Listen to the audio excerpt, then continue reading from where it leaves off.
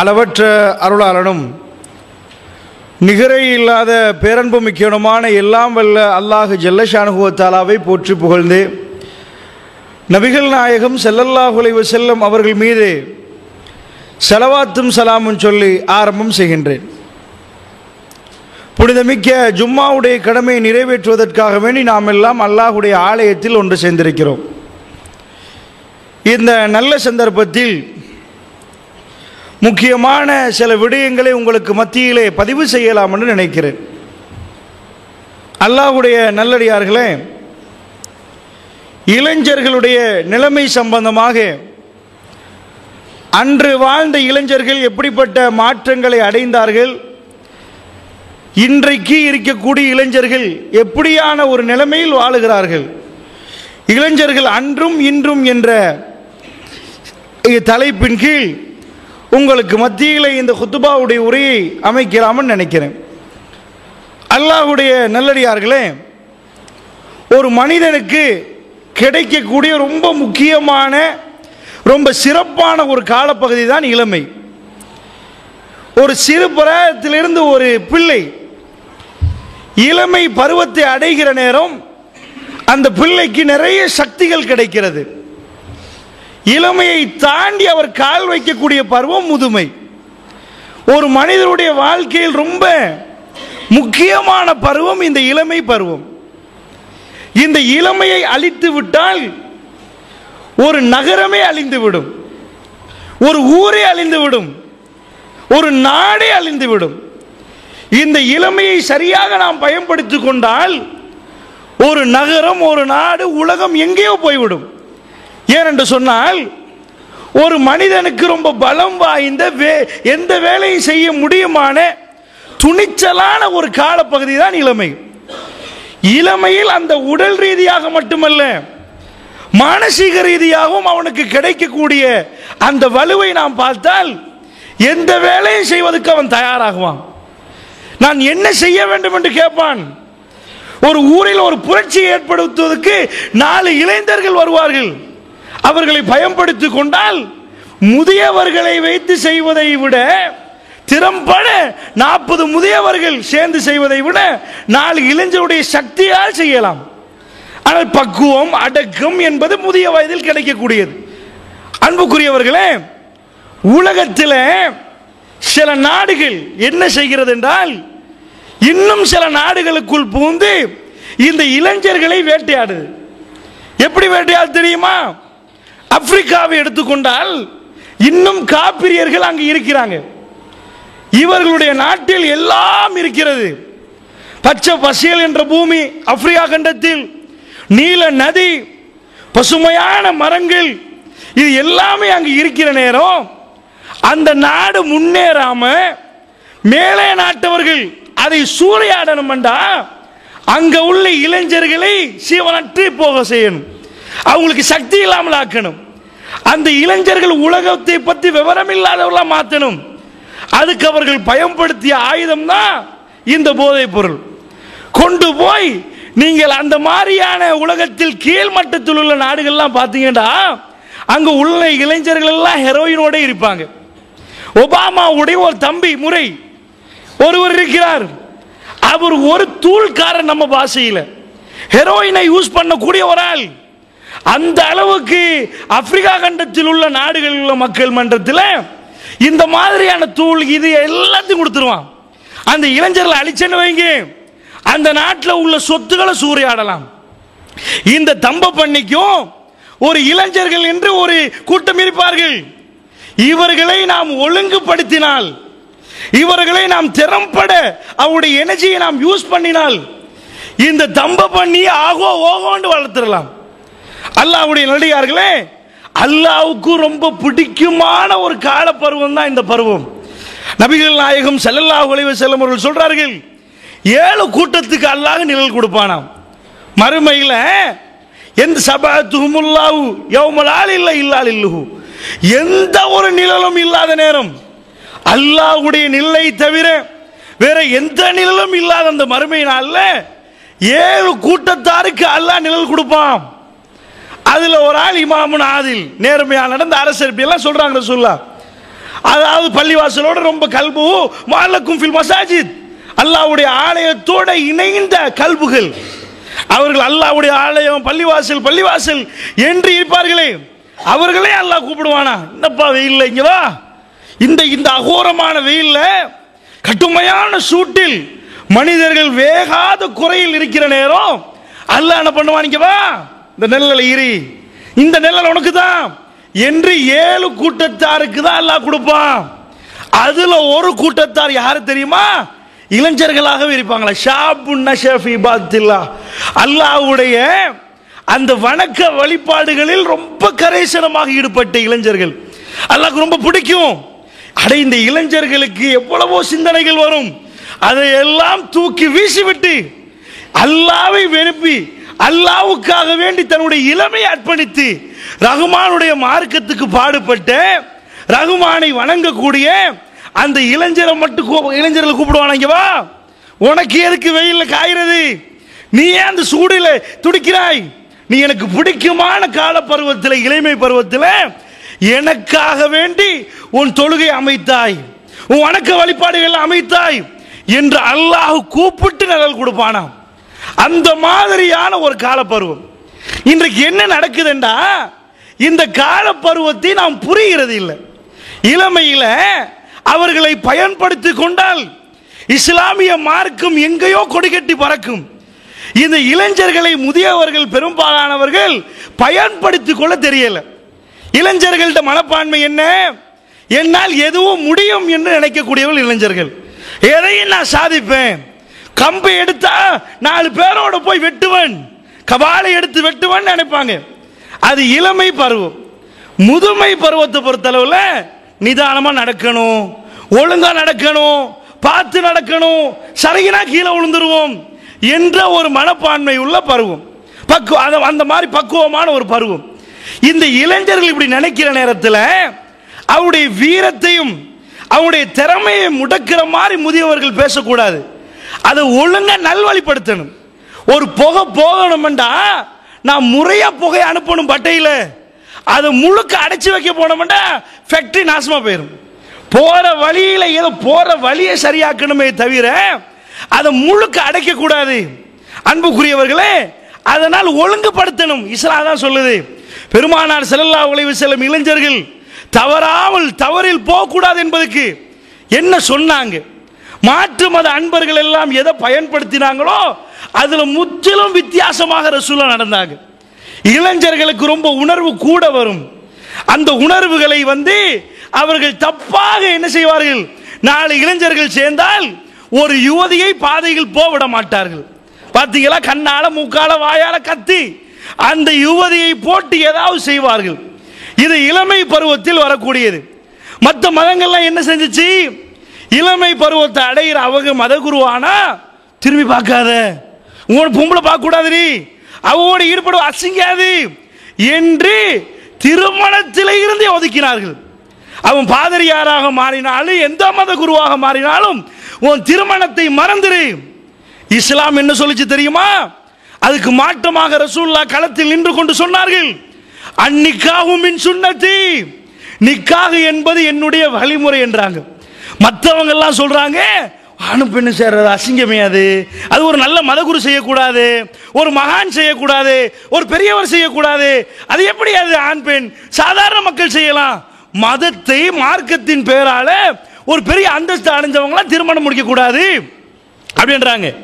ரசூல் ஸல்லல்லாஹு அலைஹி வஸல்லம் அதுக்கு மாற்றமா சொல்றாங்க, அன்னிக்காஹு மின் சுன்னதி ஃபமன் ரகிப அன் சுன்னதி ஃபலைஸ மின்னி, நிக்காஹ் என்பது என்னுடைய வழிமுறை, யார் அந்த வழிமுறையை புறக்கணிக்கிறார்களோ அவர் என்னை சார்ந்தவரை அல்லன்றாங்க ரசூலுல்லாஹ். எங்க கூட்டத்திலே அவர் இல்லை.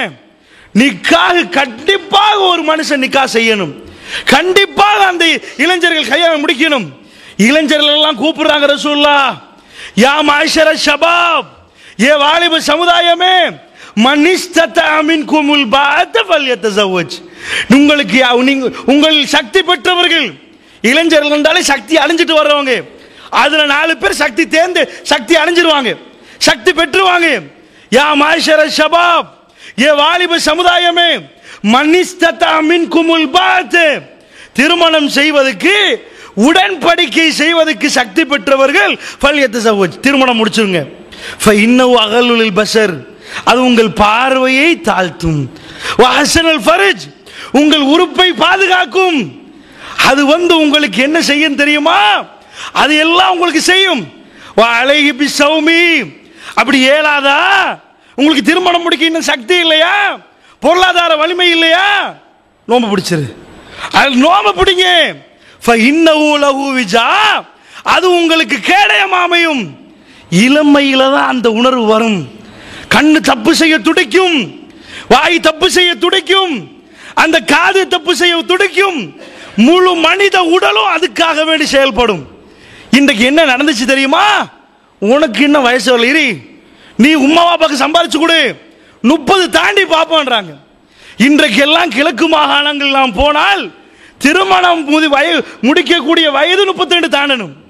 அட எத்தனை வயசுல அவனுக்கு அவன் வயதுக்கு வர்றான். அதுல இருந்து எத்தனை ஆண்டு அவன் பாதுகாப்பான். நபிகள் நாயகம் ஸல்லல்லாஹு அலைஹி வஸல்லம் சொல்றாங்க, அவசரப்படுத்துங்க, அவனுக்கு கொடுத்துருங்க. இல்லை என்றால் அசிங்கமான ஒரு பிள்ளையை தான் நீங்க பாப்பீங்க. என் மகன் அன்பை வளர்த்து நீ இருப்பான்னு தாமதப்படுத்தினால் அவன் உணர்வை எங்க அடைக்கிறது? எதுல போட்டு அடைக்கிறது? இன்றைக்கு உலகம் எப்படி போகிறது என்று சொன்னால் எல்லா இடத்துல உணர்வை தூண்டுது. இஸ்லாம் என்ன சொல்லல, நீ இந்த மாதிரி நீ மேனேஜர் ஆகி அதுக்கு பிறகு வண்டி வாங்கி திருமணம் அப்படி சொல்லல இஸ்லாம். ஒரு சக்தி ஒரு பெண்ணை வச்சு காப்பாற்றுற அளவுக்கு நஃபகா கொடுக்கக்கூடிய, நஃபகான்னா அவருக்கு சாப்பாடு இருப்பிடம் கொடுக்கிற அளவுக்கு வந்துட்டியா, முடிச்சிரு. ஏண்டா அல்லாஹ் இயல்பாவே உனக்குள்ள அந்த உணர்வை தர்றான். இதுல நாம கோட்டை வரும். இளைஞர்கள் என்ன பண்றன்னு தெரியுமா? இல்லனே அந்த மாதிரி ஆகணும், உனக்கு இன்னும் நேரம் இல்லை. அவனும் வெக்கத்துல கள்ள காதலை தொடர்றான். 10 ஆண்டுகளுக்கு 10 வருஷமா காதலிக்கிறான். அவனுடைய இரவுகளை எல்லாம் நாசமாகிறது. பகல் வேலையெல்லாம் அவன் சம்பாதிக்கிறது எல்லாம் போனுக்கு அதுக்கு இதுக்கும் போடுறான். நிறைய பணம் தேவைப்படுகிறது. இன்றைக்கு போலீஸ் ஸ்டேஷன்ல போய் கேட்டீங்கன்னா கூடுதலான கேஸ் என்ன தெரியுமா?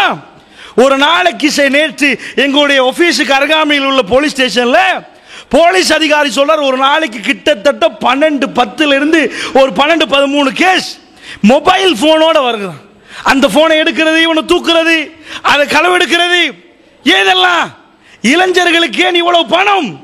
அவங்க கள்ள காதலை தொடர்வதற்கு, அதுக்கு தப்பான முறையில் ஈடுபடுவதற்கு அவனுக்கு தேவை. அமெரிக்காவில் கவர்மெண்ட் பட்ஜெட்டில் அவ்வளவு பெரும் தொகை, ஒபாமாவுடைய பட்ஜெட்டில் எனக்கு ஞாபகம் இல்லை, கணக்கு பெரும் தொகை. வாப்பா இல்லாத உம்மா மட்டும் உள்ள பிள்ளைகள், அவர்களுக்காக வேண்டி கவர்மெண்ட் செலவழிக்குது. நாம நினைப்போம் வாப்பா விபத்தில் செத்து போயிட்டார் போல. அட வாப்பாவே இல்லை, வயிற்றுல புள்ள எபோஷன் பண்றவன் பல பேர். அப்படி இல்லாம புள்ளை ஈண்டெடுக்கிற நேரம் ஒப்பந்தம் செய்யாம ஓடினவன் எத்தனை பேர்? கள்ள காதல் எங்க முடியும்? வயிற்றுல ஒரு புள்ளைய கொடுத்துட்டு முடிஞ்சிடும். என் பிள்ளை முடியும். அமெரிக்காவில் சர்வசாதாரணம். இந்த இளைஞர்களுடைய சக்தியை நீங்கள் ஒழுங்காக பயன்படுத்தினால், அது ஒழுங்கா செஞ்சால் அது எங்கேயோ போகும். கடலுக்கு அடியில் உள்ள மசகு என்ன, அது என்னது? பார்க்கிறதுக்கு சேர் மாதிரி இருக்கும், கடலில் இருக்குது.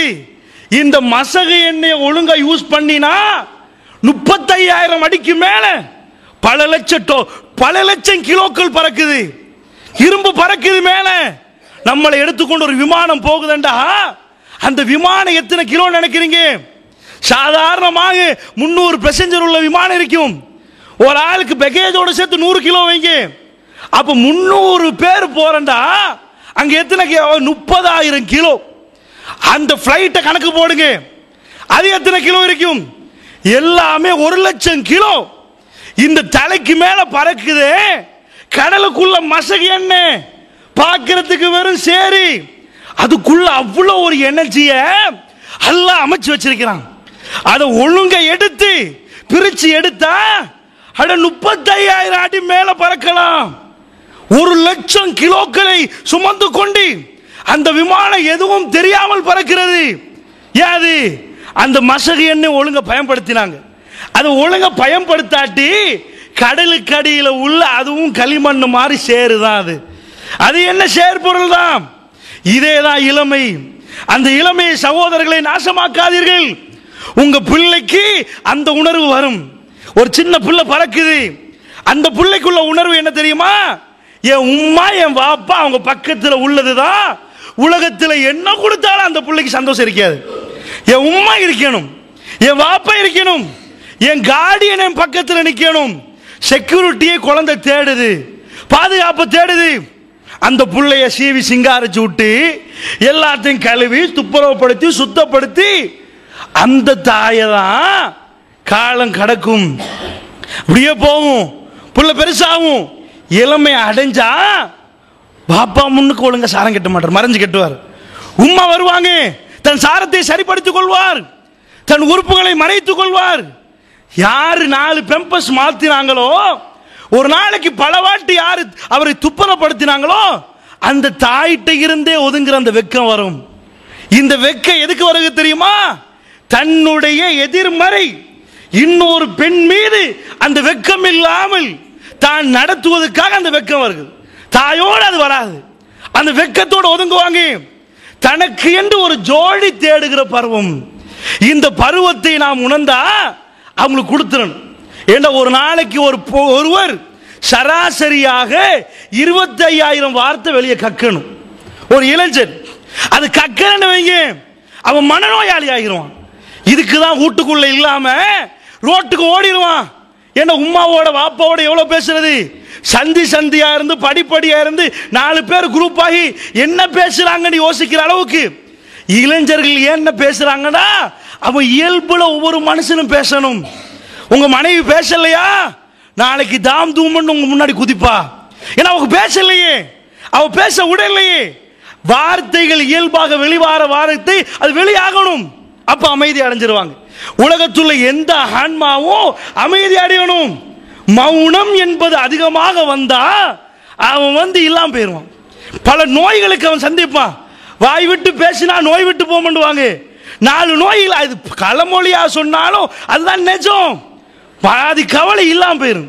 கதையை சொன்னதும் பாதி கவலை இல்லாம போயிரும். கதையை சொல்லணும். இன்றைக்கு பேஸ்புக்கில் ஒரு விஷயம் தலை தூக்கி ஆடுகிறது இலங்கையிலே. என்ன எல்லா இடங்களிலும் பேசப்படுகிறது. சிலருடைய கண்களில் கண்ணீரை கொப்பளிக்க வைக்கிறது. ஒரு 10ஆம் ஆண்டு ஒரு பிள்ளை, அந்த பிள்ளை பேஸ்புக்கில் இருக்கிற போட்டிருப்பாங்க போட்டோ. இதையெல்லாம் ஏசி அதட்டி இளைஞர்களை செய்ய முடியாது. அந்த பருவம் அப்படிப்பட்ட அடங்குற பருவம் இல்லை. அது அடக்கிறதுக்கு என்று ஒரு வழிமுறை இருக்கிறது. இளைஞர்களை அடக்குவதற்கு கலை இருக்கிறது. நாம் கம்பை எடுத்தால் இளைஞர் அடங்க மாட்டாங்க. அவர்கள் 4 கம்பு தூக்குவதற்கு வலிமை பெற்றவர்கள். அன்புதான் அவர்களை அடக்கும், பாசம்தான் அவர்களை அடக்கும். நபிகள் நாயகம் ஸல்லல்லாஹு அலைஹி வஸல்லம் அவர்கள் காலத்தில் உள்ள சஹாபாக்குடைய பிள்ளைகள் ரசூலுல்லாஹ் முன்னாடி இளைஞர்களாக வர்ற நேரம் சிறந்தவர்களாக இருந்தார்கள். அப்துல்லா இப்னு சுபைர் ரலியல்லாஹு அன்ஹு, சுபைர் ரலியல்லாஹுடைய மகன். அப்துல்லா இப்னு உமர், உமர் ரலியல்லாஹுடைய மகன் அப்துல்லா. அப்துல்லா இப்னு அப்பாஸ் ரலியல்லாஹு அன்ஹு, அப்பாஸுடைய மகன் அப்துல்லா. எல்லாருமே அப்துல்லா, எல்லாரும் அப்துல்லா என்று பேர் வைத்தார்கள். ரசூலுல்லாஹ் சொன்னார்கள், அல்லாஹ்வுக்கு விருப்பமான பேர் அப்துல்லா, அப்துல் ரஹ்மான். அந்த இளைஞருடைய ஒவ்வொரு வரலாறை பிரட்டி பாருங்கள். அப்துல்லா இப்னு சுபைர் யார், அப்துல்லா இப்னு உமர் யார், அப்துல்லா இப்னு அப்பாஸ் யார்? சகோதரர்களை இன்னும் எத்தனை சகோதரர்கள், அனஸ் பின் மாலிக் ரலியல்லாஹு அன்ஹு, அலி பின் அபி தாலிப் ரலியல்லாஹு அன்ஹு, உஸாமா ரலியல்லாஹு அன்ஹு, யார் இவர்கள் எல்லாம்? அப்துல்லா இப்னு ரவாஹ் ரலியல்லாஹு அன்ஹு, யார் இவர்கள் எல்லாம்? எப்படி வழக்கெடுக்கப்பட்டார்கள்? போர் தளபதிகள் அவர்கள். போர் தளபதிகள். நான் போர்களை சொல்லிக் கொண்டு போறேன். எந்த போரில் அவர்கள் தளபதிகள் என்று. தாரிக் பின் தியாத் ஸ்பெயினை பிடிக்கிற வெறும் 16 வயசு.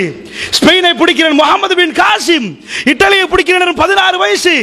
இந்த இஸ்லாமிய உம்மத்தில் முன்னாடி நின்றவர்கள் எல்லாம் இளைஞர்கள்.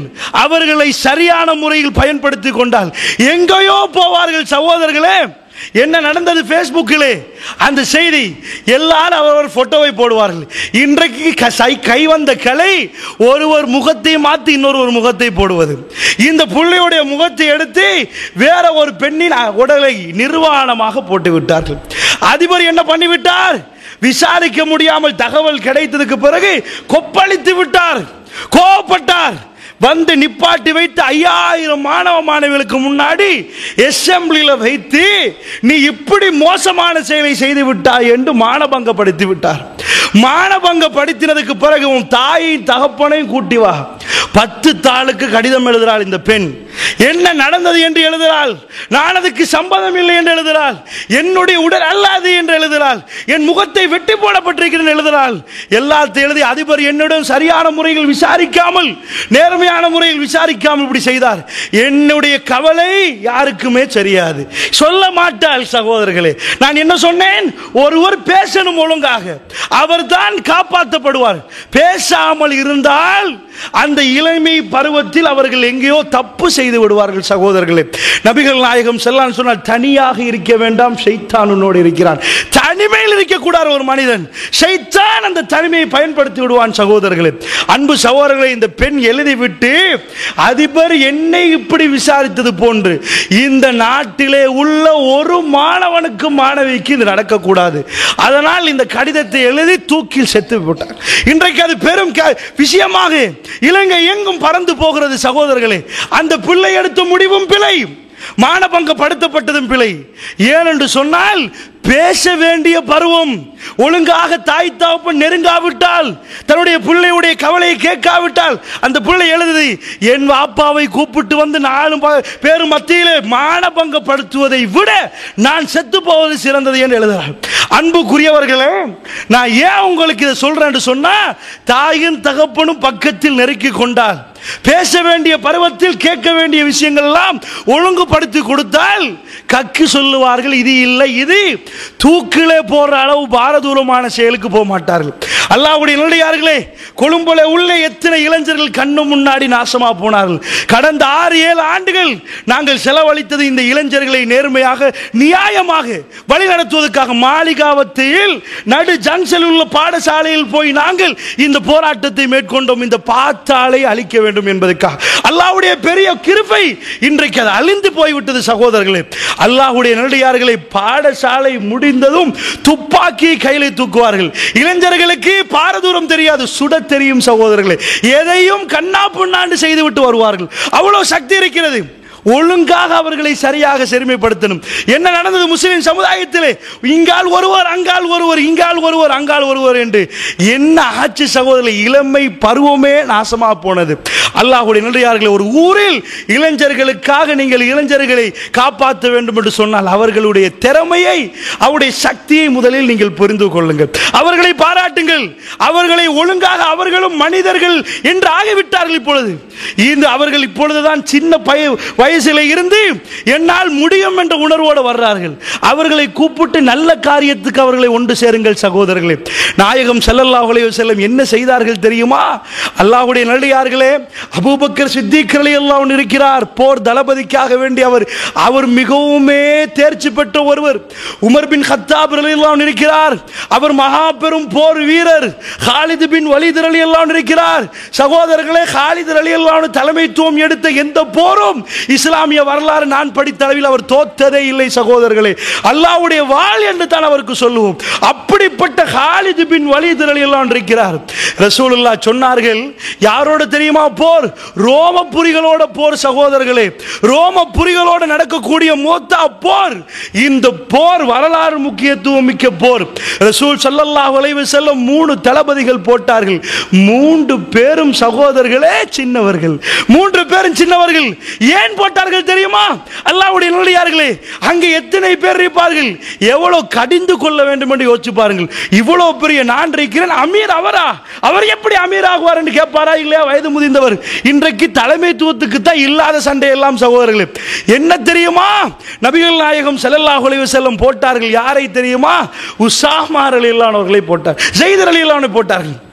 ஜெயித் பின் ஹாரிசா, ஹாரிசாவின் மகன் ஜெயிதை கொண்டு வந்து போட்டார்கள். அப்துல்லாஹ் பின் ரவாவை போட்டார்கள், அவரும் சின்னவர். ஜாஃபர் பின் அபி தாலிபை போட்டார்கள், அவரும் சின்னவர். சகோதரர்களே, எல்லோரும் சின்னவர்கள் என்று சொல்வது 30 வயது 40 வயது அதுக்கு கீழே உள்ளவர்கள். ஏண்டா அதுக்கு விட முதியவர்கள் இருக்கிறார்கள் என்பதற்கு நான் சொல்கிறேன். சகோதரர்களே, அவ்வளவு சின்ன வயதிலே அவர்களை தலைமைத்துவத்துக்கு ரசூலுல்லாஹ் அனுப்பினார்கள். 3 பேரை அனுப்பி சொன்னார்கள், தளபதிகள் இவர்கள்.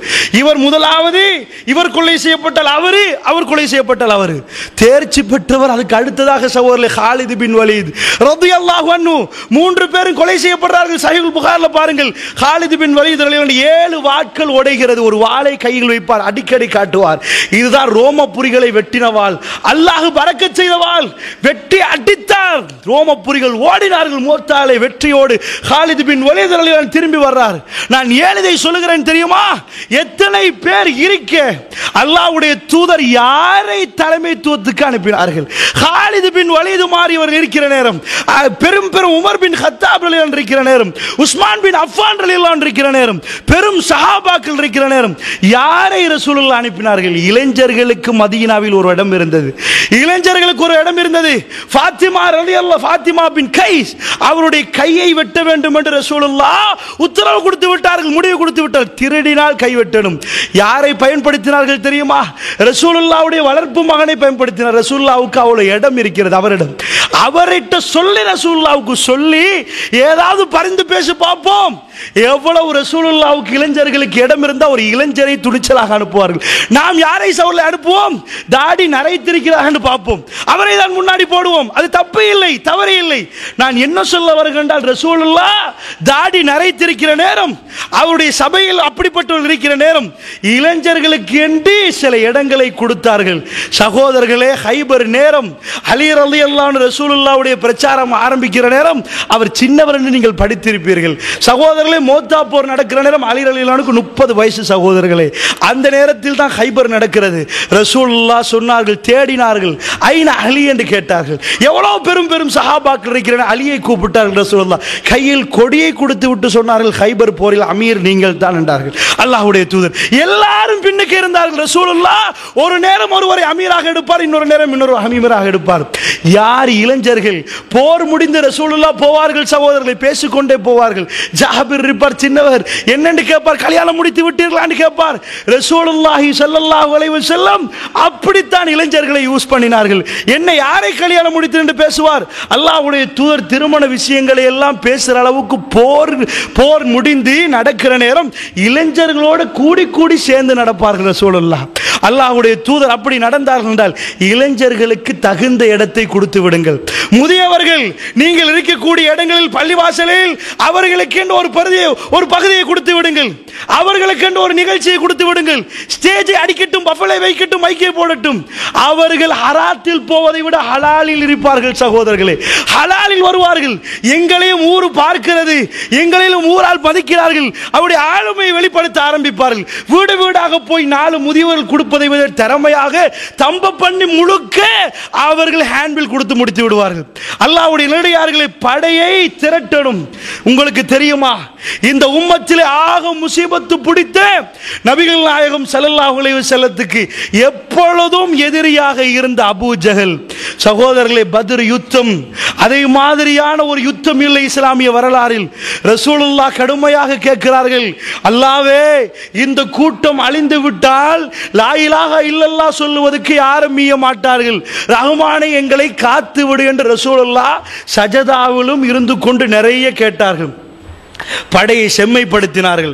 சொன்னார்கள், எழும்பி விட்டு ரசூலுல்லாஹ், முகம் பிரகாசமாகிறது, அதோ நான் ஜிப்ரீலை பார்க்கிறேன், நான் பார்க்கிறேன், அதோ மாணவர்கள் இறங்குவதை பார்க்கிறேன் என்று ரசூலுல்லாஹ் படையில் முன்னாடி வந்து நின்று கொண்டார். நின்று கொண்டு என்ன சொன்னார் தெரியுமா? குர்ஆனிலே உள்ள 54வது அத்தியாயம் 45வது வசனம் 46ல் வரக்கூடிய வசனத்தை சொன்னார். புறமுதுகிட்டு ஓடுவார்கள் இவர்கள், புறமுதுகிட்டு ஓடுவார்கள். அல்லாஹ்வுடைய வஹியை ஓதினார்கள், சொல்லிக்கொண்டே இருந்தார்கள். சஹாபாக்கள் சொன்னார்கள், ரசூலுல்லாஹ் சொல்லுவது எங்களுக்கு உற்சாகமாகவே இருந்தது. 300 பேர் சகோதரர்களே போருக்கு வரவில்லை, இடைமறிப்பதற்கு வந்தவர்கள். போருக்கு வந்த இடத்தில் தான் சகோதரர்களே மஷூரா கூட போர் செய்வதா இல்லையா என்று. அப்பொழுது 2 இளைஞர்கள், ஒருவர் பேர் முஆத், அடுத்தவர் பேர் முஅவ்வித், 2 பேரும் அப்துர் ரஹ்மான் பின் அவுஃப் ரலியல்லாஹு அன்ஹு பக்கத்திலே நிற்கிறார்கள். சகோதரர்களே, அவர் சொன்னார், அப்துர் ரஹ்மான் பின் அவுஃப் ரலியல்லாஹு அன்ஹு சொன்னார், இவர்கள் இருவரும் எனக்கு பாதுகாப்பாக இருப்பார்கள் என்று நான் நம்பவே இல்லை என்றார். இவர்கள் இருவரும் எனக்கு எப்படி பாதுகாப்பாக இருப்பார்கள் நான் நம்பவே இல்லை. அந்த 2 இளைஞரும் என்னிடம் வந்து கேட்டார்கள். 2 பேருமே துடி, 2 பேரும் ஒரு வாப்பா பிள்ளை இல்லை, ஒரே மாதிரி பேர் இருந்ததுக்கு முஆதும் முஅவ்விதும் அல்லாஹ் அனுப்புறான். சகோதரர்களே, 2 பேரும் கேட்டார்கள், அபூ ஜஹல் என்று சொல்றவன் யார்?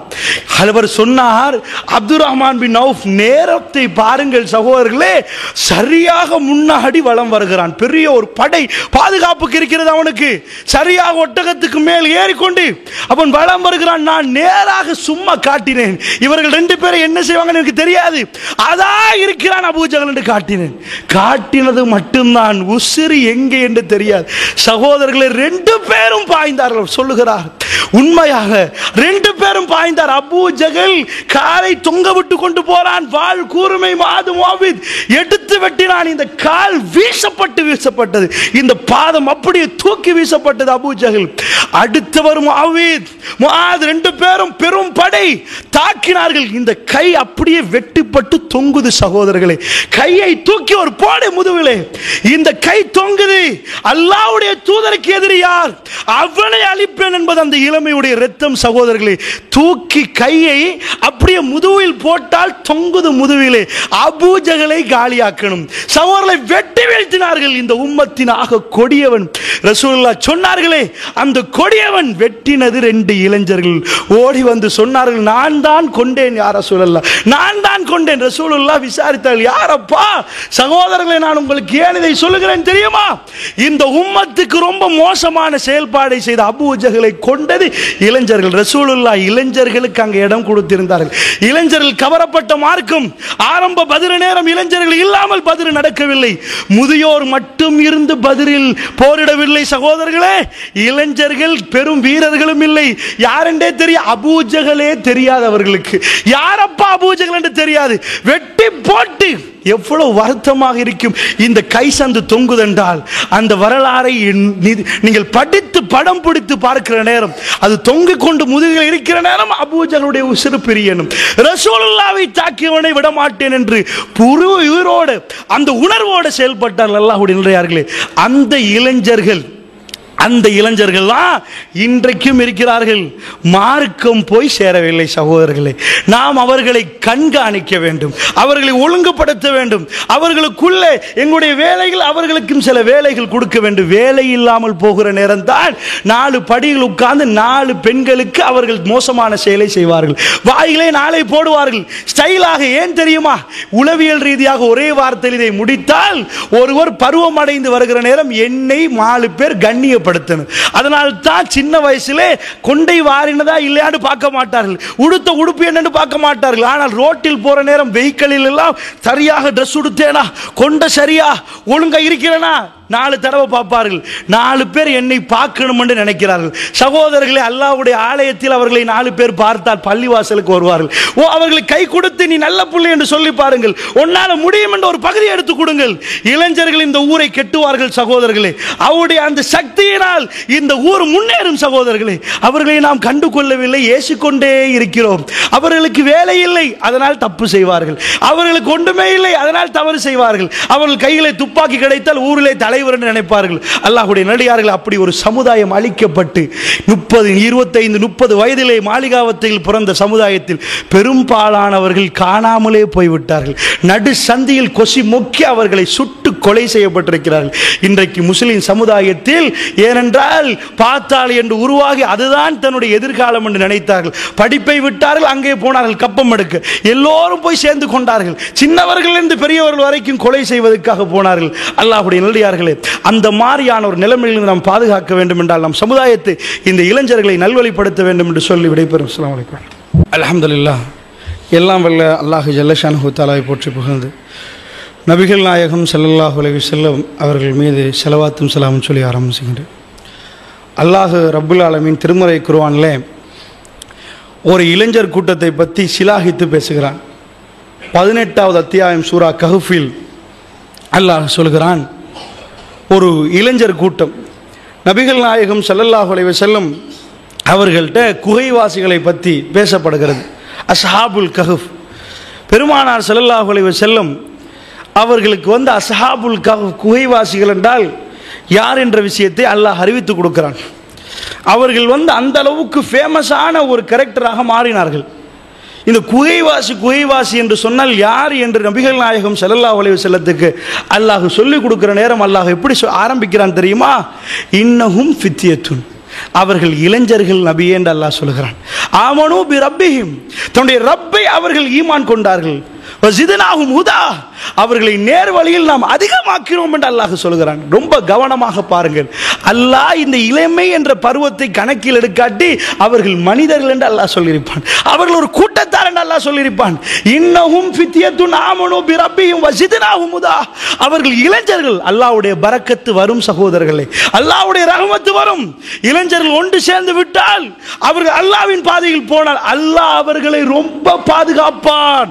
அந்த பருவம் அல்லாஹ்வுக்கு ரொம்ப விருப்பமான பருவம். இன்னஹும் ஃபித்யத்துன் ஆமனு பி ரப்பிஹிம் வஸித்னாஹும் ஹுதா, நேர் வழியில் அவர்களை அதிகமாக்கிறோம் என்று அல்லாஹ் சொல்கிறான். அது என்ன சகோதரர்களை அதிகமாக்கிறோம் என்று? இன்றைய விட நாளை அவர்கள் ஸ்ட்ராங்காக நிற்பார்கள். என்ன, யாருக்கு எதிராக புரட்சி? மன்னருக்கு எதிராக புரட்சி. அவர்கள் சொன்னார்கள் இல்லை, அல்லாஹ் ஒருவன் தான் என்று சொன்னார்கள். அல்லாஹ் ஒருவன் தான் இருக்கிறான். மன்னர் அவரை விரற்ற நேரம் இந்த இளைஞர் கூட்டத்தை பாதுகாத்த வரலாறை திருமறை குர்ஆன் பேசுகிறது. அவர்கள் நிற்கிறார்கள், ரப்புனா ரப்பு சமாவாத்தி வல் அருள். அவர்கள் சொல்றார்கள், இந்த உலகத்தை படைத்தது அந்த ஒருவன் தான், வானம் பூமிக்கு சொந்தக்காரன் அவன்தான் என்பதை உறுதியோடு அவர்கள் இருக்கிறார்கள். அவர் கையில ஏட்டும் இருந்தது. அல்லாஹ் ஒரு குகையில் கொண்டு வர்றான், அவர்களை கொண்டு வந்து குகையிலே போடுறான். அந்த குகையில் அவர்களுக்கு பாதுகாப்பு கொடுக்கிறான். அல்லாஹ்வுடைய பாதுகாப்பு என்றென்றும் கிடைக்கும் சகோதரர்களே, அல்லாஹ்வுடைய நல்லடியார்களே. இப்படி வரலாறுகளில் ஏராளமான செய்திகளை, இளைஞர்களை பற்றி நீங்கள் படித்தால் அவர்களுக்கு எப்படி அல்லாஹ் மரியாதை கொடுக்கிறான் உங்களுக்கு விளங்கும். அதனால் இந்த பருவம் தாண்டியதுக்கு பிறகு வர்ற முதுமை பருவத்தில் நம்மளால் நிறைய சாதிக்க முடியாது சகோதரர்களே, நிறைய சாதிக்க முடியாது. முதுமை என்பது இந்த உலகத்தை விட்டும் நாம் போகிறோம் என்ற சிக்னல் தான் சகோதரர்களே. சின்ன பருவத்தில் எப்படி ஒரு மனிதன் இருந்தானோ, லைஃப் சர்க்கிள் என்று சொல்லுவார்கள். லைஃப் ஒரு வட்டம் சகோதரர்களே. என்ன வட்டம் தெரியுமா? சின்னவனுக்கு தெரியாமல் சிறுநீர் கழிப்பார், மலஜலம் கழிப்பார். இதேதான் முதுமை அடைந்து அவர் முதுமையில் உச்சகட்டத்தை அடைகிற நேரம் அவருக்கு தெரியாமலே சிறுநீர் போய்விடும், அவருக்கு தெரியாமலே மலஜலம் கழித்து விடும், அவரை நடக்க முடியாமல் ஆகிவிடும், கண் தெரியாமல் போய்விடும், காது கேட்காமல் போய்விடும். இந்த லைஃப் சர்க்கிள் ரொம்ப சிறப்பான பகுதி இளமை பருவம். அதை வீணாக்கினார்கள் என்று சொன்னால் அவர் வாழ்க்கையே முடிந்து விட்டது. ஒரு நாட்டின் எதிர்காலம் என்பது இளைஞர்கள். அல்லாஹ்வுடைய நல்லடியார்களே, அவர்களை பக்குவப்படுத்துவதற்காக, அவர்களை ஒழுங்காக்குவதற்காக, அவர்களை மதிப்பதற்காக, அவர்கள் செய்கிற வேலைகளை பாராட்டுவதற்காக சபைகளை ஒன்று சேருங்கள். பள்ளிவாசல் நிர்வாகிகளே, அவர்களுக்கான ஒழுங்கான திட்டத்தை தீட்டுங்கள். இன்ஷா அல்லாஹ் இந்த பலம்தான் இந்த முஸ்லிம்களுக்கு மத்தியிலே ஒரு பெரும் பலமாக போகும். சகோதரர்கள், இன்றைக்குள்ள அரசியல்வாதிகள் இளைஞர்களை எடுத்து அவருடைய நாசமாக்குறார்கள் எதிர்காலத்தை. இன்றைக்குள்ள போதைப் பொருள் வியாபாரிகள் இளைஞர்களை பிடித்து நாசமாக்குறார்கள். சி.வி. விக்னேஸ்வரன் இந்த அரசாங்கத்துக்கு கை நீட்டி சொல்கிறார். வடகுடம் இது முதலமைச்சர் சி.வி. விக்னேஸ்வரன் என்ன சொன்னார்? என்ன சொல்கிறார் என்றால், இலங்கை அரசாங்கம் எங்களுடைய இளைஞர்களுக்கு போதைப் பொருளை கொடுத்து, அது பொய் உண்மை எனக்கு தெரியாது சகோதரர்களே, அவர் சொல்லுவதை நான் சொல்கிறேன், போதைப் பொருளை கொடுத்து எங்களுடைய அவ்வளவு பேரையும் அழிக்க போகிறார்கள், இது செய்யக்கூடாது என்று சொல்கிறார். அவர்கள் கணக்கு போட்டு பார்க்கிறார்கள், இளைஞர்களுக்கு எங்கால வருகிறது என்று பார்க்கிறார்கள். அது சரியோ பிழையோ உண்மையோ பொய்யோ தெரியாது, ஆனால் அவர்கள் ரொம்ப அலர்ட்டாக இருக்கிறார்கள். யாருக்கு எங்கிருந்து எப்படி வருகிறது, எங்களுடைய இளைஞர்களை காப்பாற்ற வேண்டும் என்று ரசூலுல்லாஹ் கடுமையாக கவலைப்பட்ட அல்லாஹ்விடம் கையேந்திய சம்பவங்களில் இளைஞர்கள் கொலை செய்யப்பட்ட ஒரு சம்பவம். குர்ஆக்கள், குர்ஆனை மனனம் செய்த ஹாஃபில்கள், அவர்களை வேற ஒரு ஊருக்கு குர்ஆன் பாடம் நடத்துறது என்று எடுத்து போய் இடை வழியில் கொலை செய்து போட்டார்கள் சகோதரர்களே. அல்லாஹ்வுடைய தூதர் கடுமையாக கோபப்பட்ட, கடுமையாக கவலைப்பட்ட ஒரு சம்பவம் சகோதரர்களே. நபிகள் நாயகம் ஸல்லல்லாஹு அலைஹி வஸல்லம் அவர்கள் ரொம்ப இளைஞர்களுக்கு நல்ல ஒரு மரியாதை வைத்திருந்தார்கள், அவருக்கு நல்ல ஒரு அந்தஸ்து கொடுத்தார்கள். வல்ல நாயன் நம் அனைவருக்கும் அப்படிப்பட்ட ஒரு கூட்டத்தை செய்யக்கூடிய பாக்கியத்தை தருவானாக. வஸ்ஸலாமு அலைக்கும் வரஹ்மத்துல்லாஹி வபரகாத்துஹு.